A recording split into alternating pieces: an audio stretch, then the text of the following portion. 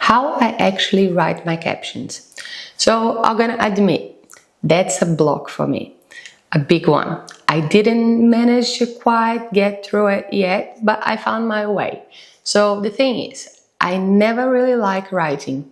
In Portuguese, in English, just doesn't flow for me. And that has always been a problem because I would create this, have this image, have all these things to say, these emotions that I wanted to express and all of that, and I can verbalize it, but when it comes to writing, I just go back and forth and I edit and it just doesn't work. So I found my way using AI to help me with the captions. And there is a mistake that everyone does that's just like, hey, say ChatGPT, Claude, whatever is the AI that you use, write me a caption about this. That's a very generic information. So what I've done that works well for me is going back to that personal branding and voice and aesthetic module that we have. I have all of that in there in what is created as a project inside of AI, or you just can have that on a document that you screenshot and you just upload every time with your request. And what I do is, once I already explained who I am, how I sound normally, what is my voice, what is my goal with that post, then I just verbally say what I wanted to say. For instance, hey, I have a photo here that I'm gonna put in a carousel format where I'm showing my journey and the challenges that I had through these 8 years of being a creative, a ceramic artist, and how did I get to this moment where I am now, where my work is recognized, blah, blah, blah. Like I can go into like details, the whole thing that I know that the AI do not know. So if I give all this information, I can then generate a caption that makes sense to me. And often I give some guidance on how long I want it, what kind of sense of humor I want with that one or not. Even though I already have all of that in my voice, in my personal branding, I do add as much information as I possibly can because the chances of getting something that I really like are much higher like that. So that's a tool that for me makes the whole process way faster. You don't need to put long captions. Sometimes you can put one word, one sentence, whatever works for you. But I have a tendency, as I mentioned before, of telling a lot and over-explaining myself. So getting into AI with a verbal guide, it really works well for me. And if you haven't tried yet, I'll ask you, just give it a go. See how it goes. And you could even say if you wrote something that you like but you're not quite sure, you can also just copy and paste that and just do a check or a refine or something like that. It's not getting AI to do for you, you're really personalizing it.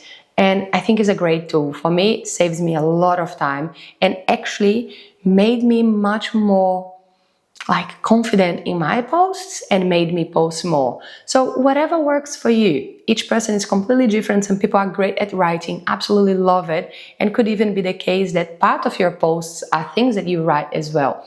But it's again, whatever you need to make it work for you and make you more comfortable and more consistent into the practice, that's what it's about. And that's my experience.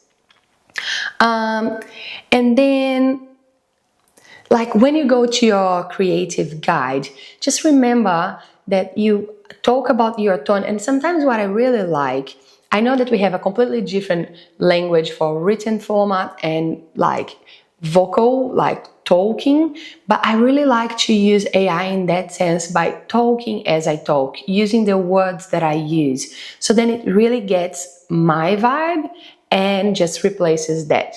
And if there is something in there that's out of my vocabulary, something that I never say, I just tweak and change and get that off and say how I actually would say that.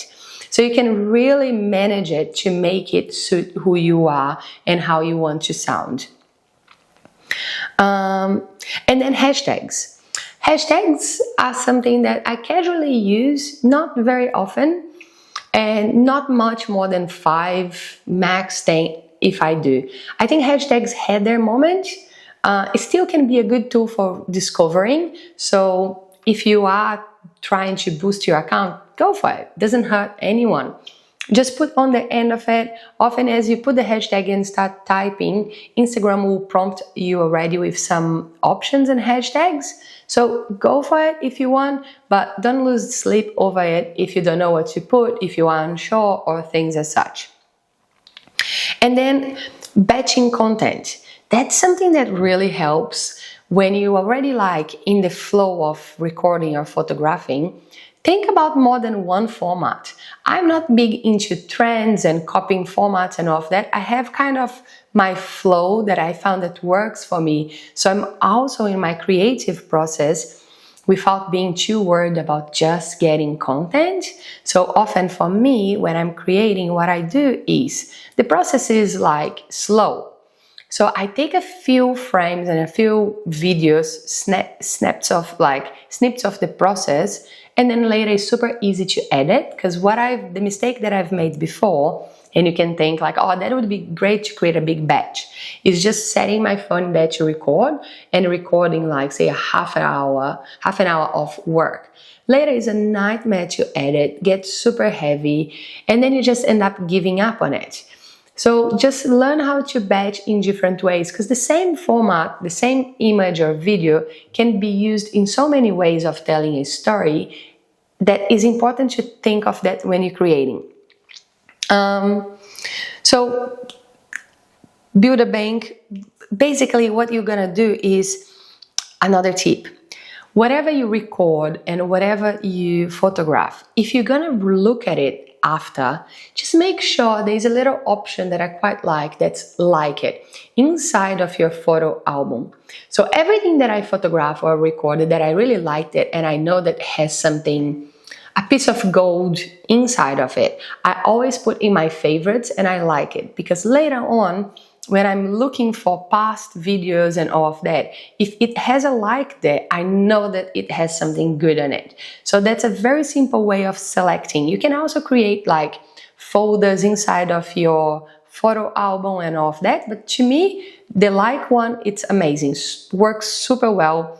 It shows you that that is something good, or from those 5 photos that you took from the same object or yourself, there is that one that's the one that you know that you like.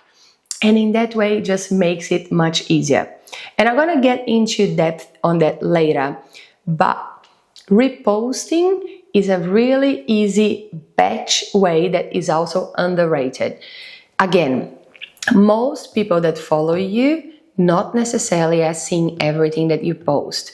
And if you create something that's nice, you took the time to edit, to create, you're just gonna give that content one shot, one go, I think that's not really worth on your time and your dedication to it. So what I do often is I create something, I put it out there, often on trials, then I put it live, and after a while, if I'm like not really creating fresh stuff, that's a great moment to be reposting something that I post, I don't know, 3 weeks, 3 months, 3 years ago, and just repost as a fresh piece of content.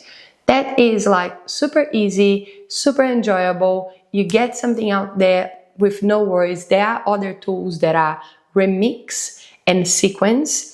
If you already have reels in there, you can use in that way. The remix is you get that piece of content and you add something else to it, whether is a caption and sticker or an overlay of a picture or an overlay of a video, and then you repost it. And with the sequence, you just can add things often to the end of the video. So those are 2 options of reposting it that's super easy. And in that way, you can really have it and do it like it's so easy to do. Other tip is there is an option before, as soon as you finish editing, that is a little download. It's just a little arrow pointing down that kind of lives on the right bottom corner of the screen inside of Instagram.